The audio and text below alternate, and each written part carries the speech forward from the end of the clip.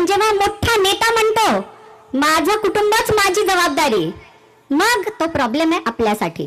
आपल्याला हे जाणून घेणं जरुरी आहे की माझं कुटुंब माझी जबाबदारी हे आपण म्हणू शकतो. मोठे नेते नाही म्हणू शकत, देवेंद्रजी नाही म्हणू शकत आणि ते नाही म्हणत.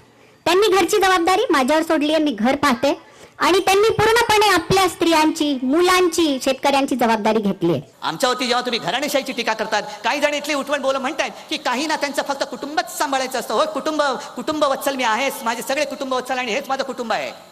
ते किती बोंबलले तरी माझ्या महाराष्ट्राच्या जनतेने माझा कुटुंब प्रमुख म्हणून जे मी बोललो ते तुम्ही मानलत.